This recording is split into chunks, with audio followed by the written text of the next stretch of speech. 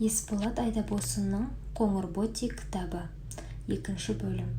Кадрон аурухана мен ауылдың арасында шапқылап жүріп, орта мектепті бітірді. Зерек болатын. Сабақ үлгерімі жағынан қатарынан қалған жоқ. Аттестаты 4-5. Сол жылы Алматы технологиялық университетіне оқуға түсіп, дипломы қолға тиісімен Астанаға кетті. Айта кету керек, біздің ауылдың алыстағы Астанада қызмет істеген алғашқы адам осы Кадрон. Кадрон Астанада жұмысқа тұрды деген хабар. Кадрон депутат, министр болып кетті дегенмен бірдей естілетін бізге. Құрдастарының көбі Кадронға қызығып, іштей қызғанып та жүрді. Кадрон 2 жылдан соң Астананың ауа райы жақпады деп Алматыға қызмет ауыстырды. Осы жұмыста жүргенде мемлекеттік квота арқылы жүрегіне операция жасатып, жасанды қалқанша орнатты. Араласып тұрдық. Артынша біз Астанаға кеттік. Ол Алматыда қала берді. Екеуміз де үйлендік. Әлеуметтік желілер арқылы қал жағдай сұрасып тұратынбыз. Агент, Facebook, WhatsApp'та балаларының суреттерін жиі жариялап, достарымен қуанышын бөлісіп отыратын. Бәріміз олардың отбасына сүйсіне қарайтынбыз. Ниеттес, тілеулес едік. Кадрон жас күнінен жағаласқан ауруды жеңді деп ойлағанбыз, сөйтсек қателесіппіз. Ежелгі дұшпан аңысын аңдып жүріп, атпал азаматты тағы да алып ұрыпты. Бұл жолғы соққы бұрынғыдан жойқын болатынын жүрек құрғыр сезетіндей. Әрі ол соққы бір ғана емес, 2 болса қайтпексің. Аурумен арпалысқанда таңдап алған қосағыңның қасынан табылмағаны қандай қиын. Бауыр еті баласының басынан бір иіскегеннің өзі дертке дауа, емге шипа емес педі. Неге ғана жаратқан осы бір жайсаң жанның бақытын кемшін, сорын қалың қылды екен? Неге? Кадронды аяп кеттім.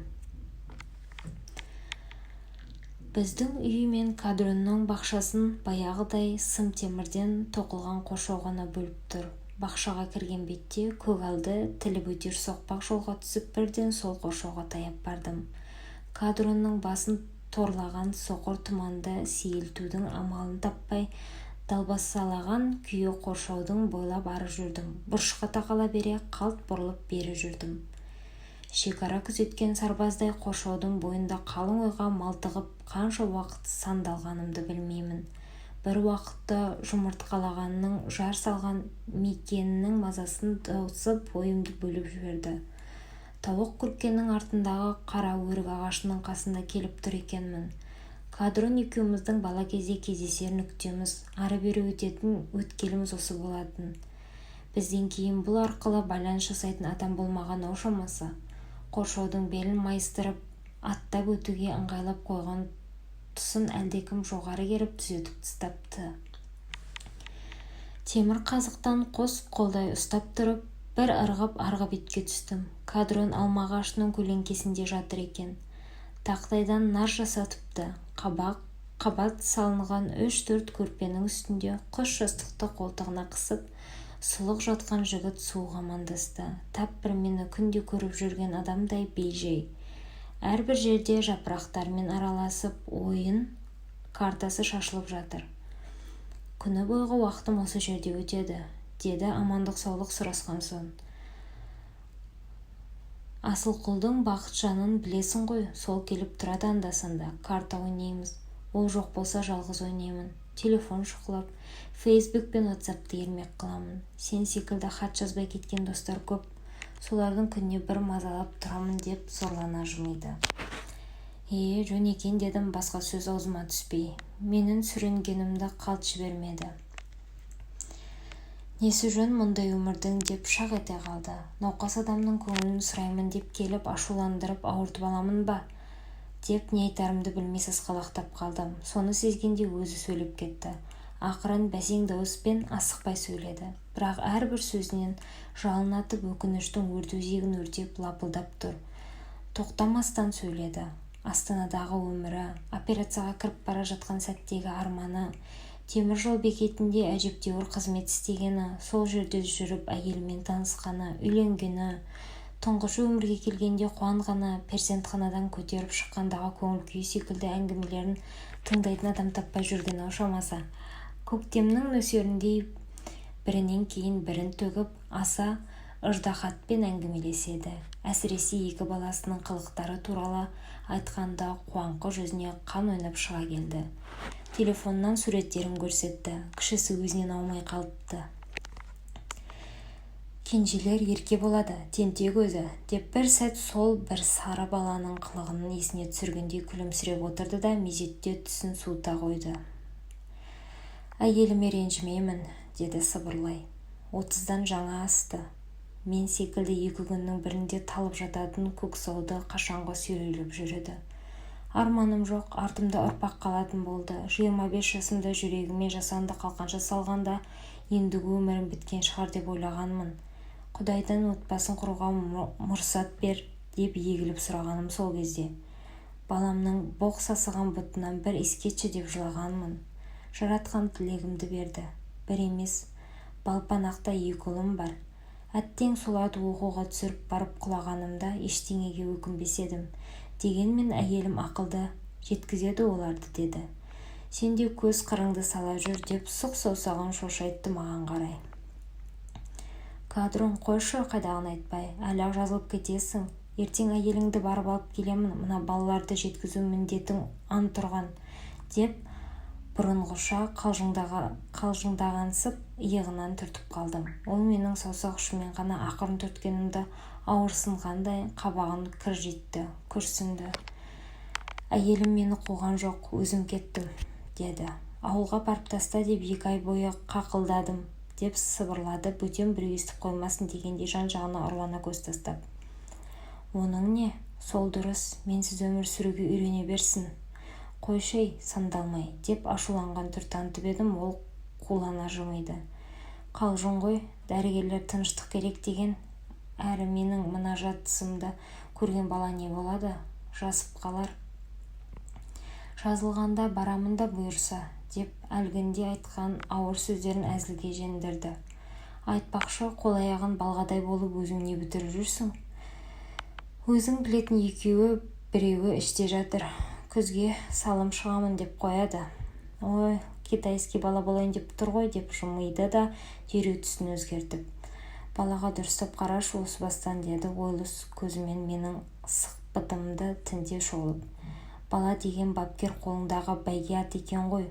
Оның бабын тауып бағын ашу бапкердің, яғни ата-ананың міндеті. Қазақ әке балаға сыншы дегенді бекер айтпаған. Мен осыған әке балаға сыншы ғана емес, бапкер дегенді қосар едім. Құнанбай медресеге жібермегенде Абай да осыншалықты білімге жетер ме еді? Балқожа бидің көрегенділігі болмағанда ыбырайлық дәрежеге көтерілер ме еді? Тіпті осы күнге Бақтияр Артаевты әкесі бокс үйірмесіне жетелеп апармағанда, оның күнделікті жаттығуын қадағаламағанда, жеңісіне қуанып, жеңілген сәтінде деме бермегенде Бақтияр олимпиадада биігін бағындыра алар ме еді? Өткенде газеттен Денистен туралы оқыдым. Оның әке-шешесіне ескерткіш қойса да артық емес. Солар бала Денисті ары-бері сүйрелеп жылт еткен ұшқынды жалынға айналдыра білді. Ақшасын аямады. Ақыры кеткен қаржы мен төккен тер ақталды. Әнекей қаршадай Денис мұз айдынының королі болып жүр. Балаға салынған инвестиция ең қайырлы инвестиция, дедім сөз арқасына килігіп. Қайырымды ғана емес, қасиетті шаруа, әке-шешенің борышы, бірақ инвестиция дегеніңмен келіспеймін. Инвестиция экономикалық термин. Оның астарында нарықтық пиғыл бір тиынды 2 қосам деген бақа есеп жасырынып жатыр. Балаға салған ақша мен еңбектің қайтарымын дәметсек, онда біз алып сатар коммерсант болғанымыз. Балаға бергеніміз ол біздің әке мен шешеден алғанымыз. Біз біреуден алғанымызды біреуге беріп қана отырмыз. Болған біткені осы. Қарғада баласына боқ шоқуды үйретеді. Қасқырда бөлтірігін аңшылыққа баулиды. Сондықтан сені оқыттым, шоқыттым деп баласына міндет қылатын ата-аналарды түсінбеймін. Әрине, балаға берген тәлім-тәрбие шығындаған уақыт пен қаржының қайтарымы сөзсіз болады. Ұлы мен қызын өмірден өз орнын тауып азамат болып кетсе, сол емес пе қайтарымы? Өкініштісі көбіміз осыны түсіне бермейміз. Алматының ортасында тұрса да спорт секциялары мен өнерпаздар үйірмесіне баласын алып баруға уақыт таппайтын. Уақыты бола тұра құнттамайтын замандастарым көп. Біразына осыны айттым да құлақ асса Қанекей, баламыз өз бетімен өсіп жатыр. Бізді де кезінде ешкім сүйреген жоқ, өз күшімізбен жеттік бәріне, деп шырт түкіріп шырт ияды. Бұл нағыз топастық. Өз бетімен өскен бала бақшадағы қараусыз қалған ағаш секілді. Өзегіне құрт түсіп, жапырағы ерте қурап, жемісі піспей жатып солады. Оның рас, деп Қадронның бала тәрбиесіне байланысты философиясына бас изедім. Бұрын онда емес секілді еді, ауырған адам ойға көп берілетіні бар, әйтеуір ойшыл болып кетіпті, әрі шешен сөйлейді. Сен Қытайда 2 жыл тұрып келдің ғой, айтшы, қытайлар баласын қалай тәрбиелейді? Олар баласын император санайды. Бір отбасында бір бала саясатын білесің. Осы қазір шамамен 100 миллион отбасында жалғыз баладан, яғни ол баланың әке-шешесі, өз ата-әжесі және нағашы атасы мен апасы бар. Сонда бір баланың тәрбиесін 6 адам қадағалайды деген сөз. Адам саны көп елде өмір сүру оңай емес. Балаларын бәсекеге қабілетті қылу үшін Қытай жұрты барын салады. Міне, көрдің бе? Деп сұқ саусағын шошайтып сөзге араласып кетті. Бір баланы 6 адам күтіп баптайды дейсің. Ал біз 6 баланы бір кемпірге тастап қызмет қуып жүрміз. Олардың қарны тоқ, көйлегі көк шығар. Бірақ ауланың шаңын шығарып ойнағаннан басқа не бітіріп жатыр? Баяғы бабаларымыз балаларына әліппе жаттатқызар ұстаз жалдаған, өнерпаздарды алыстан алдыртып ән-күй үйреткен, соғыс өнеріне баулыған. Балабақшалар ашылып жатыр ғой жер-жерде, деп сөзін бөлдім. Аспан асты елінен келсең де аспаннан түскендей болмашы, деп өкпелегендей сыңай танытты. Бәрін оқып, көріп біліп отырсың ғой. Қалалық жерде мемлекеттік балабақшаға екенінің бірі қолы жеткізе алмайды, жеке меншік қымбат. Ал ауылда шағын орталықтар ашып қойған, онысы құры жоғарыға есеп берудің амалы. Бір бөлмеге 30 баланы қамап, сылдырмақ қуыршақпен ойнатып қою дегенді түсінбеймін. Мен де сені де түсінбеймін. Қытайда біздегідей тегін балабақша деген ұғым жоқ, бәріне ақша төлесін, әркім өзі үшін, өз баласы үшін жағдай жасайды. Міне, менің де айтпағым сол емес пе? Неге біз бала тәрбиесі мемлекетке сыра салып жауапкершіліктен жалтарақ ашамыз? Демографияға үлес қосамыз деп 10 шақты баланы топырлатып туғызып тастадық. Ал мемлекет үйін уақытылы жәрдемақысын берді, мейлі дейік. Бірақ сол 10 баланы жақсылап тәрбиелей аламыз ба? Мәселе сонда.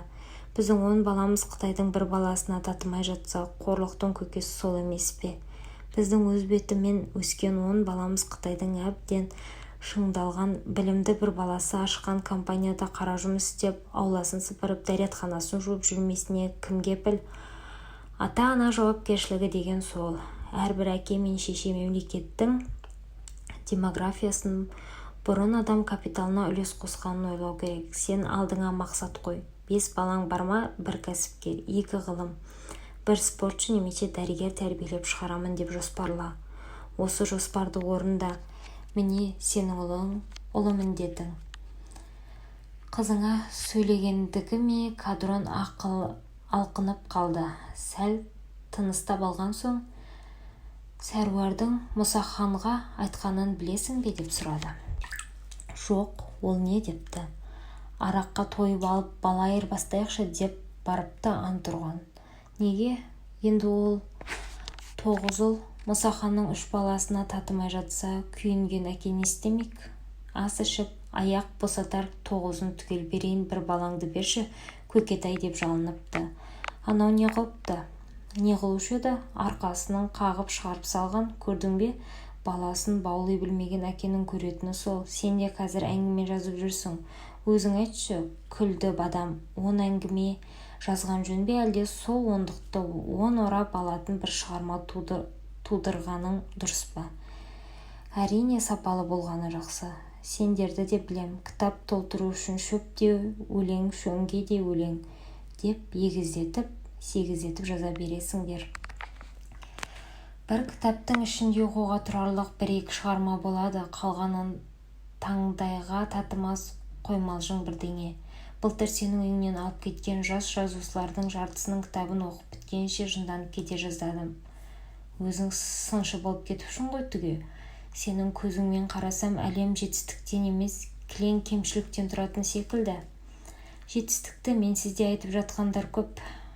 Күнде теледидардан лепіріп жатырсыңдар ғой, көрерменді керең деп ойлайсыңдар ма? Айғайлап айтатын болыпсыңдар.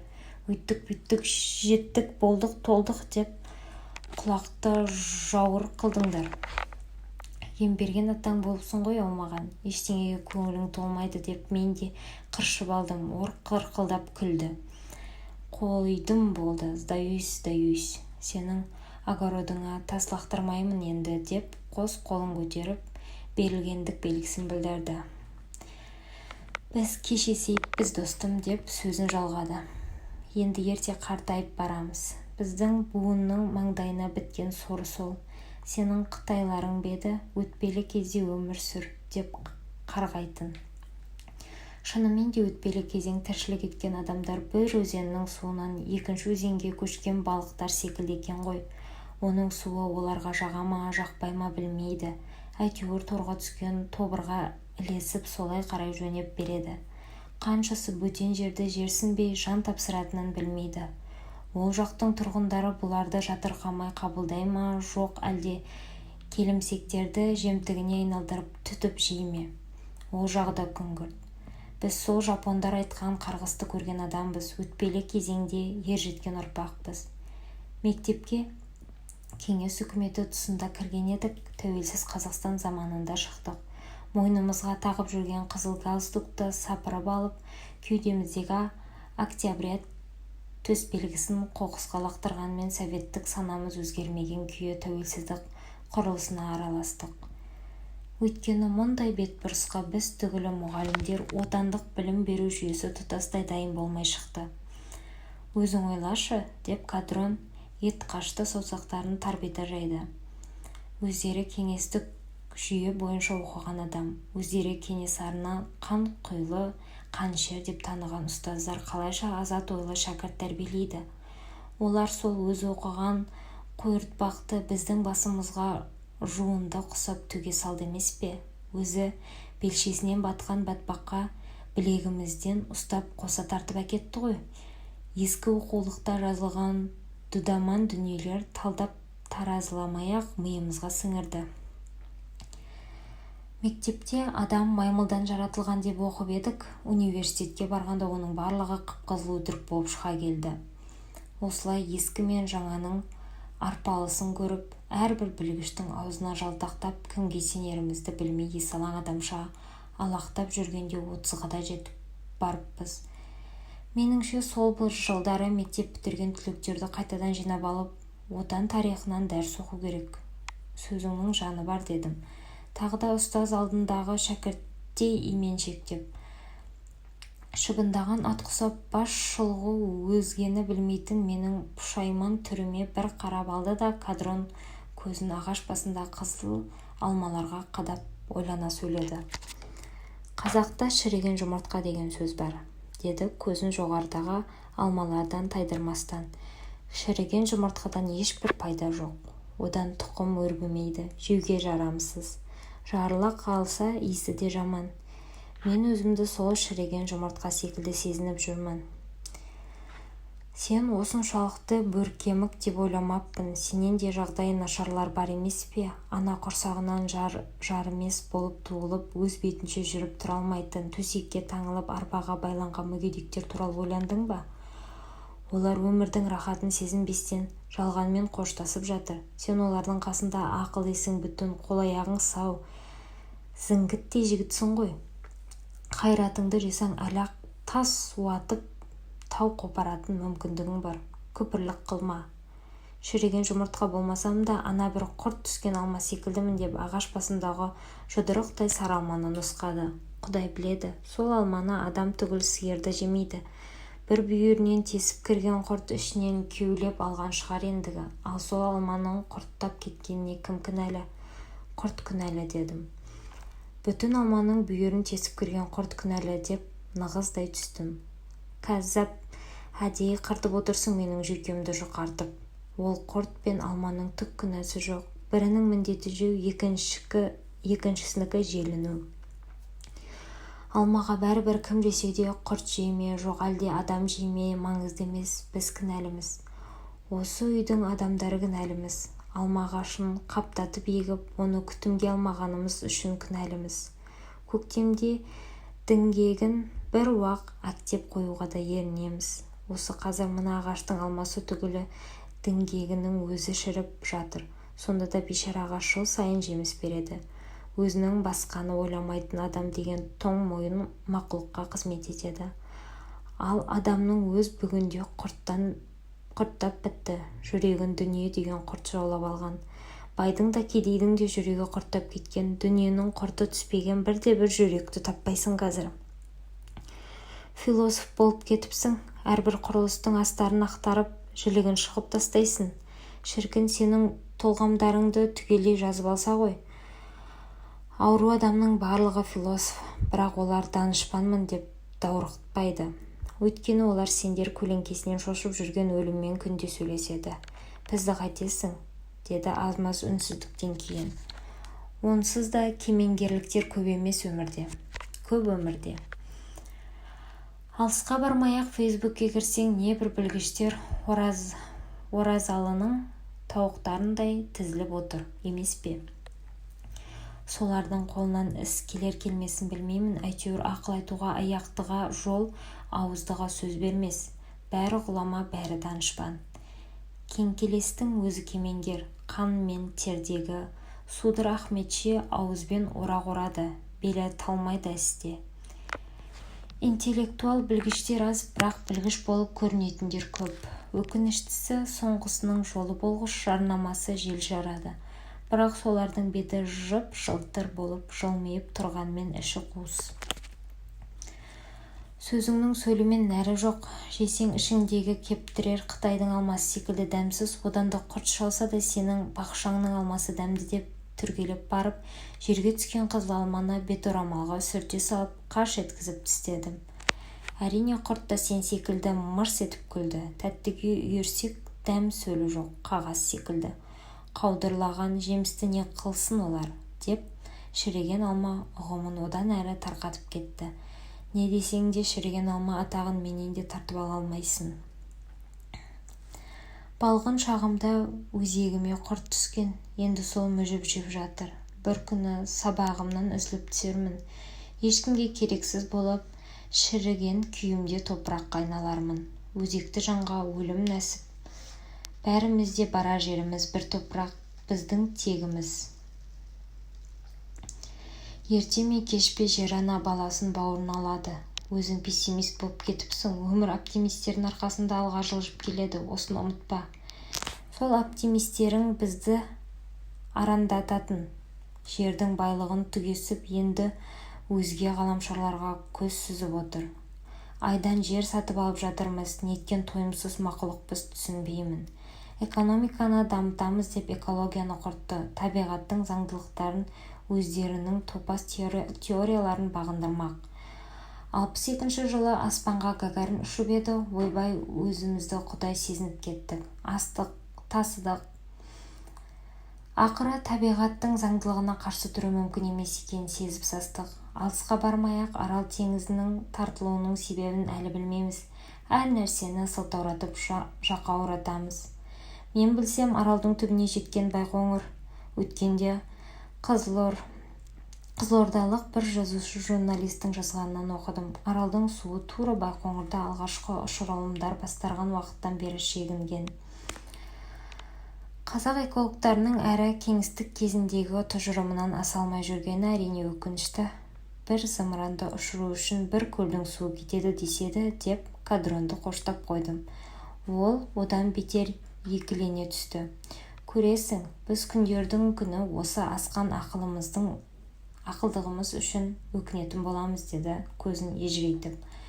Алғашқы қауымды құрылыс қайтып келсе де армандайды әлі-ақ сенің ашкөз оптимистерің. Оптимистерің деген сөзді аузын толтырып, кекесінді түрде созып айтты. Саған сұрақ қояйыншы деп жастықтың басын жұлып алып шынтақтап жатты. Адам неге азып барады? Рухани тұрғыдағы азғындыққа жоламай-ақ қой. Өзгесін айтшы, неге біз аурушаң, әлжуаз болып кеттік, неге ауру сұрқау жұқпалы дерт, індет жайлағыш, неге кемтар нәрестелер көбейді? Енді оның себебі көп қой, экологиялық ахуалдар қиындады, деп білгенімді айтпаққа оқтала бергенімде былжырақ деп қолын бір сермеді. Білмейсің, көзің ашық болғанмен мұрныңның астында сүңгідей болып қатып тұрған қаспақты көрмейсің. Білсең айтшы кәне, көреген данышпаным деп мен қытығып қалдым. Біле білсең, осының бәріне ғылым, оның ішіндегі медицина ғылымы кінәлі. Қалай болса солай. Алдымен мына сұрағыма жауап бер. Сенің әжең қанша құрсақ көтерген? 7. Соның қаншасы адам болып кетті? 4. Тұңғышы 1 жасында шетінеген, одан кейінгі 2 ұлы туа салып кетіпті. Міне, көрдің бе, сол замандағы адамдардың барлығынан сұра сенбесең, кемінде 1-2 баласын жерге берген. Өйткені бұрынғы адамдар бала күнінде табиғи сұрыптаудан өтетін. Ана құрсағында жақсы жетілген өмір сүруге қабілетті сәбилер ғана аман қалатын. Әлжуаздар туа салып шетінеп кететін немесе бір тінде әртүрлі ауруларға төтеп бере алмай қыршынынан қиылады. Түсінбедім ойыңды, не айтқың келіп отыр? Сөзімді бөлмей тыңда. Қазіргі медицина өлеңдеп жатқан шақалақты тірілтіп алады. Әлжуазды дәрі-дәрмек салып, әйтіп-бүйтіп адам қыламыз, содан тұқым аламыз. Әлжуаздан дімкәс туады, дімкәстан көксау, көксаудан ауру, ал аурудан кемтар туады. Су бұрып шала туған. Мемлекеттік тудың авторы Шәкен Ниязбеков шала туған деп ойыма түскен шала туғандарды тізбелей бастап едім, орнынан атып тұрды. Аузы көбіктеніп, көзі шақырайып кетіпті. Бала күнгі әдеті, неше жылдар өтсе де осынау балаңқылығы жоғалмапты.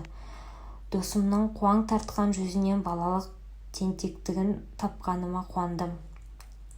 Қуанышымды жасыра алмай мырс етіп күліп жібердім. Ол да болмашыға бұлданғанына ұялғандай теріс айналып кетті де шашылған карталарды жинастырып келіп қайта жайғасты. Сен мыңнан бірін айтып отырсың, деді бәсең үнмен. Негізінде солай, адамзат азбау үшін тек мықтылардан тұқым тарату керек. Айналайын-ау, қораңдағы қойға да қошқар сыйлағанда кәтегінен емес, ірісінен таңдайсың ғой, қозылары керек болсын деп. Бұл да сондай селекция. Қазіргі түрлі ауру сұрқау тұрмақ, ырбиған-тырбиған жігіттердің пайда болуы, қыз тектілердің қаптауының түп негізі содан барып тіреледі. Пақ шіркін, қалай орағытасың деп досымды арқасынан қағып риясыз күлдім, ол күлмеді. Шіркін, ерте өліп кетемін, ақыр заманды көргім келеді, деді артынша. Астапыралла, қайдағын айтпашы, ақыл есіңе адасқаннан солмысың? Шыным сол, ақыр заман болған кезде айналама қарағым келеді. Адамдарға қарағым келеді. Дүние үшін арын сатқан байғұс топас адамдардың түрін көргім келеді. Соғысып жатқан, елді атыстырып, шабыстырып жатқан бүлікшілерді, біреудің жерін тартып алып жатқан қан құйлы саясаткерлердің өлім алдындағы бейнесін көргім келеді. Сені көргім келеді, ананы, мынаны, оны көргім келеді, өзімді көргім келеді. Тек деп барып тоқтап қалды. Ақыр заман кезіндегі балаларымыздың бейнесін көргім келмейді, деді бәсең үнмен. Ақыр заман ұрпағы ең бақытсыз ұрпақ деседі. Оны көруді Құдай баламның басына, маңдайына жазбасын, дедім кадроның арманына қарсы шығып. Бәрібір қашып құтыла алмаймыз, келе жатыр, белгілері көбейіп кетті, деп ол тағы да әлденені айтуға оқтала бергенде, болды, осы жерден тоқтатайық, басқа тақырыпта сөйлесейік деп тыйып тастадым. Оның да жөнсіз бауырым, деп көкейіндегі ойды кейін серпіп жіберді. Бірақ шіріген алма туралы ойымды нақтылай түсейін саған. Ақыры түсінбеген секілдісің.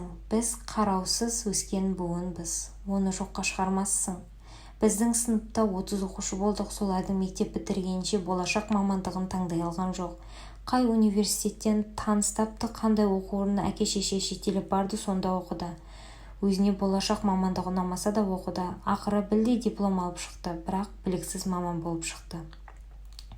Бізге ешкім жөн сілтеп, жол нұсқамапты ғой, қарап отырсам. Жөн сілтемек түгілі денсаулығымызға назар аударған адам бар ма? Моншаға түсеміз. шылқыған дамбалымызды сығып-сығып киіп аламыз да көрпеге оранып ұйықтап қаламыз. Ол бұтымызда жатып кеуіп кетеді. Құстың күні мал жайғанда киер етігіміз далада қатып тұрады. Жерді тепкілеп тұрып әзер киетінбіз. Аяғымызда жүріп жылынады оның іші. Соның барлығы денеге ауру болып жабыса береді екен ғой. Сақырлаған аязда боти киіп алып ойнаймыз деп мен де қосам жарыласа кеттім. Ол қарқылдап күлді. Мен келгелі екінші рет күлді. Әне тұр ол боти, деп қолымен ошақ хананың шатырын нұсқай беріп бүктеліп жатып қалды. Атып тұрып қасына жетіп барсам, селкілдеп күліп жатыр екен. Аздап шаршап қалдым. Ертең келсеңші қайта ойнайық деп күлкісін тия алмай.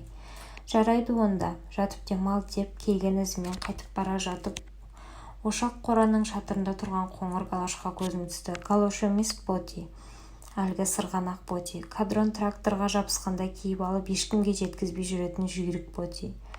Ақыры өзіне кесел жамаған қоңыр боти. Күнге қақталып әбден көнерген екен. Шамасы Кадронның көкесі қонышын киіп тастап есік алдына киетін сүйретпе жасаған. Оған да жарамай қалған соң шатырдың үстіне лақтыра салған. Көп ойланған жоқпын. Досымның тағдырын тасталқан еткен резеңке етікті бір қарғып шатыр үстіне іліп әкеттім. Оны не қылмақсың, деді ол төсекте жатқан күйі. Монша жағамын, тамызыққа керек. Ала бер дегенде қолын бір сілтеп аңғартты. Қас күнем ботидан кек алуға асығып үйге қарай адымдай бастым. Қоршаудан секіріп өттім де моншаға қарай бет алғанымда қалта телефоным безілдеп қоя берді. Кадрон екен. Қоңыр ботиді өртемей қойшы, деді салған жерден. Ол да мен секілді бейбақ қой.